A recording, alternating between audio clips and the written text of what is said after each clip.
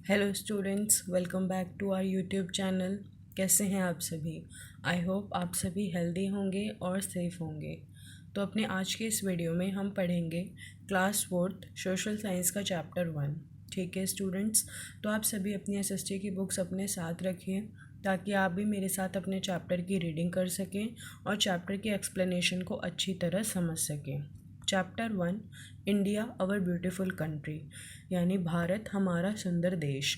तो हम इस चैप्टर में अपनी कंट्री के बारे में पढ़ने वाले हैं और अपनी कंट्री से रिलेटेड बहुत सारी इन्फॉर्मेशन हमें इस चैप्टर में पढ़ने को मिलेंगी। ठीक है, तो चलिए अपने चैप्टर की रीडिंग शुरू करते हैं। India is a very big country. India एक बहुत बड़ी कंट्री है। It is the second largest in population and the seventh largest in the world in area. ये जनसंख्या के हिसाब से दूसरे नंबर पर आता है विश्व में, और एरिया के हिसाब से हमारी कंट्री आती है 7th नंबर पे इन द वर्ल्ड। अगर टोटल पॉपुलेशन देखी जाए वर्ल्ड में तो सबसे ज़्यादा पॉपुलेशन है चाइना की, और उसके बाद सेकंड नंबर पे आता है इंडिया। और अगर एरिया वाइज देखा जाए तो हमारी कंट्री आती है 7th नंबर पे। It is located in southern Asia. हमारी जो कंट्री है वो कौन से कॉन्टिनेंट में प्रेजेंट है? एशिया, यानी हमारा देश एशिया महाद्वीप में स्थित है। और एशिया महाद्वीप के भी कौन से भाग में? दक्षिणी भाग में। It stretches for about 2933 kilometres from east to west and for about 3214 kilometres from north to south. India का अगर हम लेंथ देखें फ्रॉम ईस्ट टू वेस्ट तो वो लगभग आपको 2933 किलोमीटर्स मिलेगा, और अगर नॉर्थ टू साउथ इसके लेंथ की बात की जाए तो वो लगभग 3214 किलोमीटर्स लंबा है। तो ये हमें एक फैलाव बताया हुआ है कि ईस्ट टू वेस्ट और नॉर्थ टू साउथ हमारी कंट्री कितने लेंथ वाइज फैली हुई है। ठीक है, नीचे आपको अपनी कंट्री का मैप दिख रहा है। एशिया महाद्वीप में और देशों के साथ हमारा देश भी स्थित है, और हमारा देश कौन से भाग में है? दक्षिणी भाग में। ठीक है, तो आप यहाँ पर अपनी कंट्री का मैप भी देख सकते हैं। Next, the southern part of India is a peninsula. India का जो दक्षिणी भाग है वो एक पेनिनसुला है। इसे पेनिनसुला हम क्यों कहते हैं? क्योंकि ये वाटर बॉडी से कवर्ड है 3 साइड से। India is surrounded by the Indian Ocean in the south, Arabian Sea in the west and Bay of Bengal in the east. अगर आप मैप में भी देखें तो आपको दिखाई देगा, ये देखिए यहाँ इसके एक साइड है बे ऑफ बंगाल, एक साइड है अरेबियन सी, और यहाँ है इंडियन ओशियन। ठीक है, इंडियन ओशन मार्क नहीं किया लेकिन साउथ पोर्शन में है इंडियन ओशियन। और ये हमारा जो दक्षिणी भाग है इंडिया के मैप में, यानी हमारे भारत का जो दक्षिणी भाग है वो एक पेनिनसुला है, बिकॉज ये 3 साइड से किससे कवर्ड है? वाटर बॉडी से। ठीक है students, next, the land frontier of India is about 15,200 kilometres long. जो हमारे देश का ऊपर वाला पोर्शन है, यानी कि जो फ्रंट पार्ट है, उसकी लेंथ लगभग 15,200 किलोमीटर लंबी है। It is protected by very high mountain ranges. और इस एरिया में, इस पोर्शन में भारत के बहुत सारे हाई माउंटेन आपको देखने को मिलेंगे, जो कि एक तरह से हमारी कंट्री की प्रोटेक्शन करते हैं। बहुत ऊंची पहाड़ियाँ हैं जो हमारी कंट्री को एक प्रोटेक्शन प्रोवाइड करती हैं। The coast line of the mainland is about 6,100 kilometres long. जो हमारी कोस्ट लाइन है, कोस्ट लाइन बोला जाता है वो भाग जो कि समुद्री या तटीय इलाकों से जुड़ा हुआ है। ठीक है, जैसे हमारा जो कंट्री का ये वाला पोर्शन है, जहाँ पर जो पोर्शन किसके टच में आता है? पानी के टच में, यानी कि समुद्र के साथ टच में है, उसको बोला जाता है कोस्ट लाइन, यानी तटीय क्षेत्र। तो ये जो है इंडिया के टोटल 6,100 किलोमीटर लंबी कोस्ट लाइन है हमारे पास। The total length of the coast line including that of the scattered island is about 7,500 kilometres. और इसके साथ हमारे जो बिखरे हुए आइलैंड्स हैं, जैसे लक्षद्वीप आइलैंड और अंडमान एंड निकोबार आइलैंड्स, इनकी भी कोस्ट लाइन को अगर काउंट किया जाए तो हमारे पास टोटल कोस्ट लाइन हो जाती है 7,500 kilometres long. India's neighbouring countries are Pakistan, Afghanistan, China, Bhutan, Myanmar, Nepal and Bangladesh. Bharat के पड़ोसी देश हैं ये सभी, पाकिस्तान, अफगानिस्तान, चाइना, भूटान, म्यांमार, नेपाल और बांग्लादेश। पड़ोसी देश क्या होते हैं? जैसे आपके पड़ोसी होते हैं जिनका घर आपके घर के साथ बना होता है और उनकी और आपकी दीवार एक दूसरे के कांटेक्ट में होती है, वैसे ही हम जिन कंट्रीज़ के साथ बाय बाउंड्री, जिनकी बाउंड्री और हमारी बाउंड्री आपस में कांटेक्ट में आती हैं, ऐसी कंट्रीज़ को हमारी नेबरिंग कंट्रीज़ बोला जाता है। जाता है। तो हमारी नेबरिंग कंट्रीज़ हैं ये सभी, Pakistan, Afghanistan, China, Bhutan, Myanmar, Nepal and Bangladesh. ठीक है।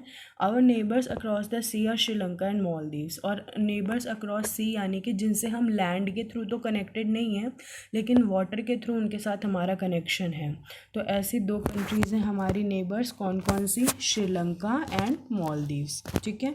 देखिए लैंड से कनेक्शन नहीं है लेकिन यहाँ पर हमारा सी रूट के थ्रू उनके साथ कनेक्शन है। तो 2 हमारी ये नेबरिंग कंट्रीज़ हैं अक्रॉस सी। ठीक है। नेक्स्ट, पॉलिटिकल डिवीज़न यानी इंडिया का कैसे डिवीज़न किया गया है।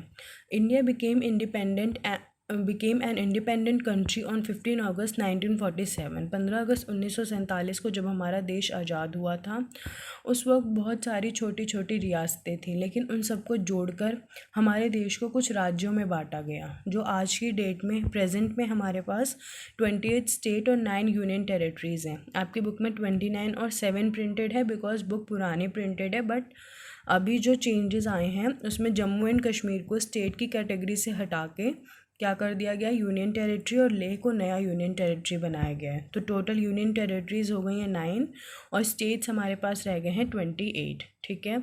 यूनियन टेरिटरीज़ में हमारी जो कैपिटल है यानी जहाँ हम रहते हैं दिल्ली भी यूनियन टेरिटरीज़ में आते हैं। यूनियन टेरिटरीज़ होते हैं केंद्र शासित प्रदेश जहाँ सेंट्रल गवर्नमेंट के बहुत सारे नियम चलते हैं, यानी कि उसकी जो गवर्नमेंट होती है वो कौन सी होती है, सेंट्रल गवर्नमेंट, और सेंट्रल गवर्नमेंट यूनियन टेरिटरीज़ को गवर्न करती है।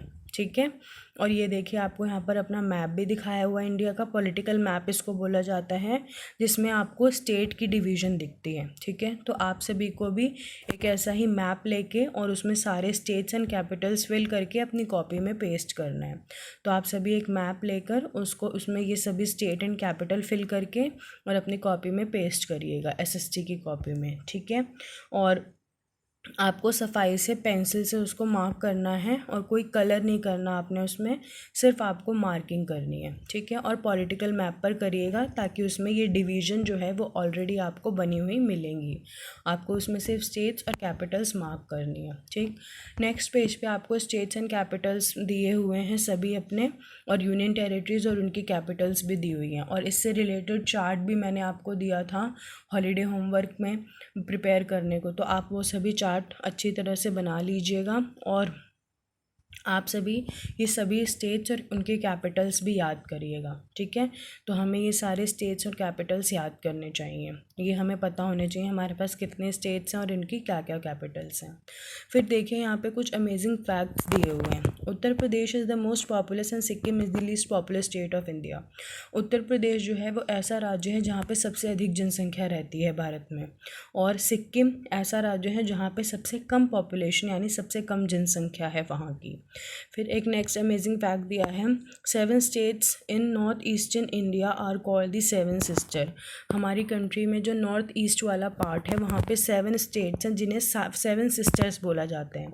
कौन कौन से स्टेट आते हैं इसमें? असम, अरुणाचल प्रदेश, मणिपुर, मेघालय, मिजोरम, नागालैंड एंड त्रिपुरा। तो ये आपको पता होना चाहिए 7 सिस्टर्स में कौन कौन से 7 स्टेट्स इंक्लूडेड हैं, तो ये भी आप याद करेंगे। असम, अरुणाचल प्रदेश, मणिपुर, मेघालय, मिजोरम, नागालैंड एंड त्रिपुरा। ये देखिए मैप में आपको दिखाई देंगे सारे स्टेट, कहाँ पर? इस वाले पोर्शन में। ठीक है। यहाँ पर आप ढूंढिएगा, ये सारे स्टेट आपको दिखाई देंगे। तो इन्हें बोला जाता है 7 सिस्टर्स। ठीक है। Next, physical features. हमारी कंट्री में अलग अलग तरह के लैंड फॉर्म्स आपको देखने को मिलेंगे, यानी भौतिक तौर पे देखने में अलग अलग तरह की लैंड आपको देखने को मिलेगी, इसलिए इन्हें फ़िज़िकल फीचर्स बोला जाता है कि देखने में किस तरह का पार्ट या किस तरह का लैंड एरिया कैसा है। ठीक है। उसके डिवीज़न हमने किए हैं अपनी कंट्री में, बिकॉज हमारी कंट्री में पूरी कंट्री में एक जैसा लैंड फॉर्म नहीं है, अलग अलग जगहों पे आपको अलग अलग तरह के लैंड फॉर्म्स देखने को मिल सकते हैं। जैसे the land features of our country vary from one place to another. एक जगह से दूसरी जगह जाने पर हमारी कंट्री के लैंड फॉर्म्स बदलते रहते हैं। India has high mountains, vast plains and extensive plateaus. India में बहुत ऊँचे पहाड़ हैं, कहीं पर बहुत मैदानी क्षेत्र और कहीं पर पठार हैं, तो पठारी क्षेत्र है। अलग अलग तरह की लैंडफॉर्म्स हैं इंडिया में। Many river originates from the mountains and plateaus and flow through the plains. बहुत सारी जो नदियां हैं वो निकलती हैं पहाड़ों से और पठारी क्षेत्रों से और मैदानी क्षेत्रों से होती हुई बहती हैं। और मैदानी क्षेत्रों में होने वाली जो एग्रीकल्चर है, फार्मिंग है, उसमें एक वाटर का बहुत अच्छा सोर्स प्रोवाइड करती हैं। ठीक है। India can be broadly divided into following physical divisions. India को फिजिकली 5 फिजिकल डिविजन्स में बांटा जा सकता है। कौन कौन से इनमें? द नॉर्दर्न माउंटेन्स यानी उत्तर में जो पहाड़ी क्षेत्र है, द नॉर्दर्न प्लेन्स फिर उत्तर में जो मैदानी क्षेत्र है, द वेस्टर्न डेजर्ट फिर वेस्ट में जो हमारा डेजर्ट यानी मरुस्थल क्षेत्र है, द सदर्न प्लेट्यूज जो साउथ में हमारे पठारी क्षेत्र हैं, and the coastal planes. Coastal planes मैंने आपको बताया जो तटीय इलाके हैं और तटीय मैदानी इलाके। ठीक है। We will study about these physical divisions and their influence on our daily life in this book. अपने आगे के चैप्टर्स में हम इन सारे फिजिकल डिविजन्स के बारे में और डिटेल में पढ़ेंगे और कैसे इन डिविजन्स का हमारी डेली लाइफ पर प्रभाव पड़ता है ये भी हम देखेंगे। ठीक है स्टूडेंट्स, तो अपना ये चैप्टर यहीं पे फिनिश होता है। आई होप आप सभी को चैप्टर अच्छी तरह क्लियर हो गया हो। आप सभी चैप्टर की रीडिंग एक बार दोबारा ज़रूर करिएगा। ठीक है। और अगर अभी आपको कोई डाउट हो तो आप मुझसे नीचे कमेंट में पूछ सकते हैं। और जो भी आपको हॉलीडे होमवर्क दिया जाता है या इस चैप्टर से रिलेटेड क्वेश्चन आंसर और एक्सरसाइज आपको मैंने ऑलरेडी सेंड करके फिल करके भेज दी थी, तो वो आप अच्छे से अपनी नोटबुक में अच्छी हैंडराइटिंग में लिख लीजिएगा। हॉलीडे होमवर्क से रिलेटेड अगर कोई आपको दिक्कत आए तो वो भी आप मुझसे पूछ सकते हो और अपने हॉलीडे होमवर्क को आपको ध्यान से करना है। ठीक है। Okay, thank you.